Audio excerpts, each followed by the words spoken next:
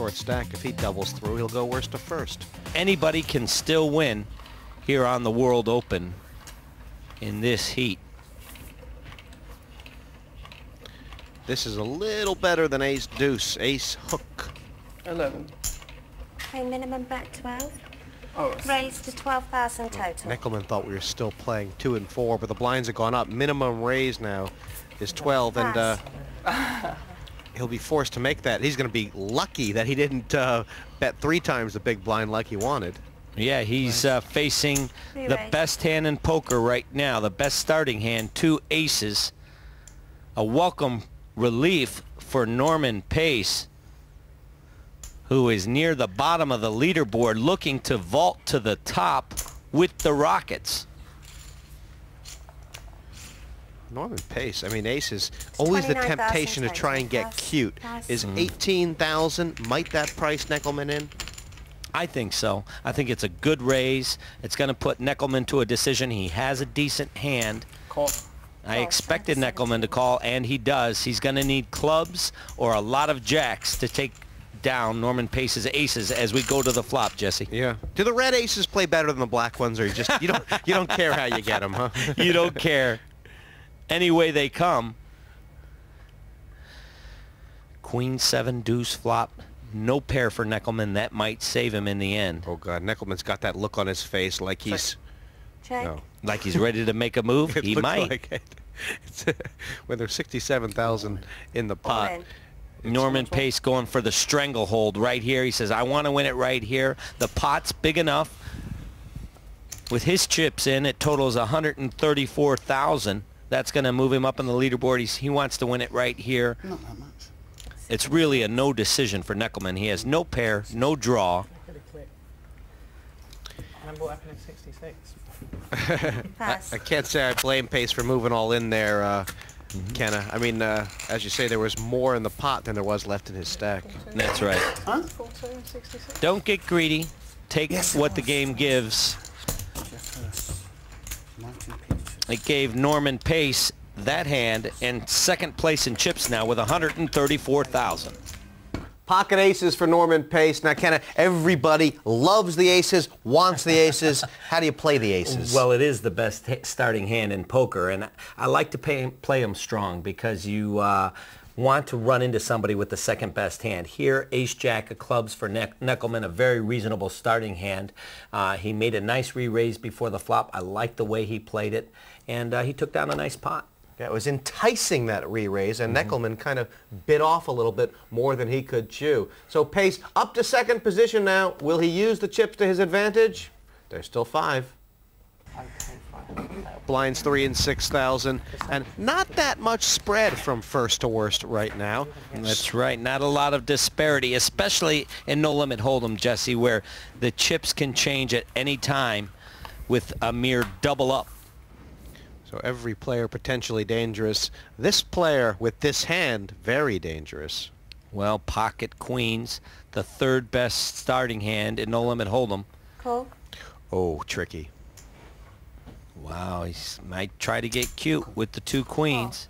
I don't mind a call if you have a lot of aggressive players behind you, Call. you know, that want to raise, and you can re-raise at that point and try and win the pot before the flop. Oh, this is just a beautiful situation for Bloom now. Neckelman looks like he's going to put on his raising glasses. Yeah, well, he's found 2 10s. 30,000. I mean, to be fair, Raise, Kenna, Right. 30,000 Neckelman may have stuck the chips in whether or not Bloom called or raised, but this perfect. Bloom wanted to get the re-raise. Now he's got the opportunity. Right. He can use it as a springboard, re-raise, isolate his opponent, and face only the pocket 10s, in which he's about a 4-to-1. He'll have about a 4-to-1 advantage. I expect him to re-raise here. Does Bloom have to consider that he's up against kings, aces, or ace-king even? Well, it's so unlikely. Yes, it's a possibility, but, you know, if you play poker like that in fear, you're just not going to win.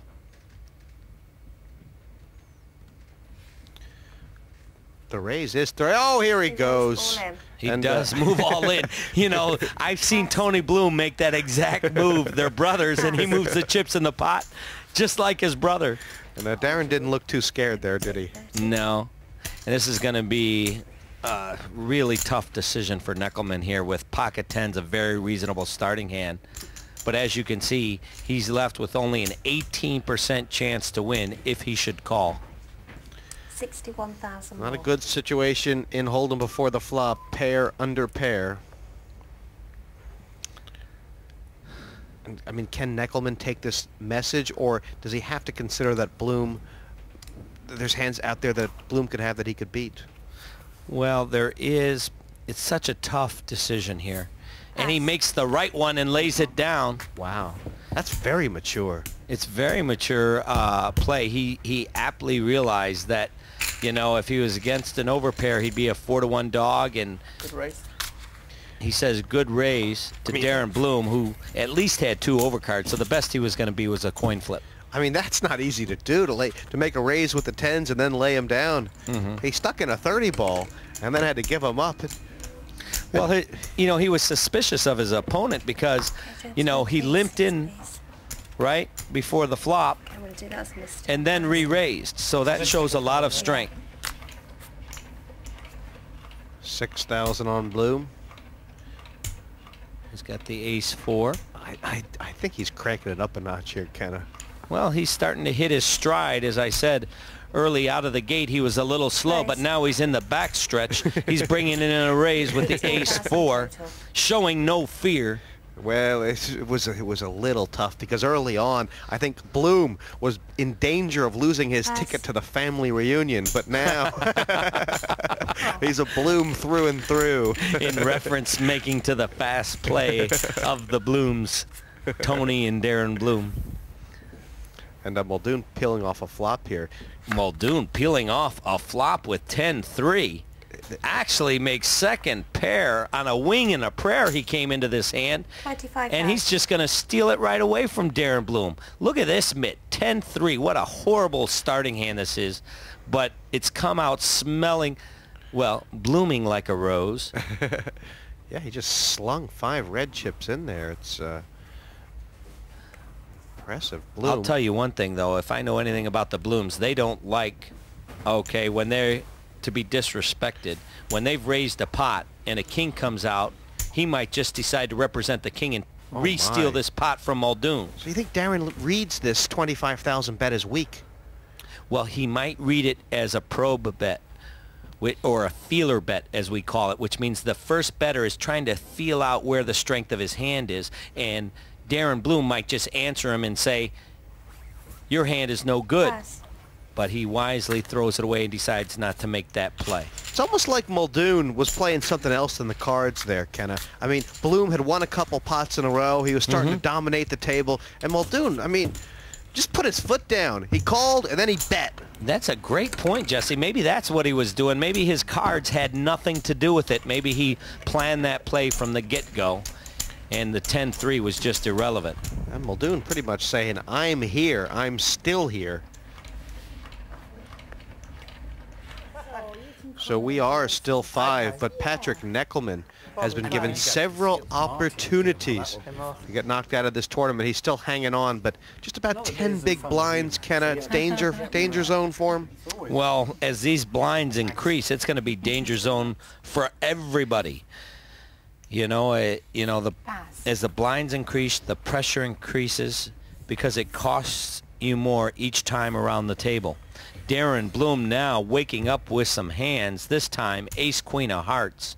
It's been raised to 18,000 total. 6 has become Pass. 18. 3 times the big blind, a standard raise. Over to Mark Muldoon, he finds an ace. Well, he laid this ace down. He laid his last ace down against Darren Bloom, but this time it looks like he's willing to make a stand. Well, he's taking... He's really taking a point of view here, and I think that he may be wrong. Pass. You think? I know he's wrong. I can see he's got ace-3.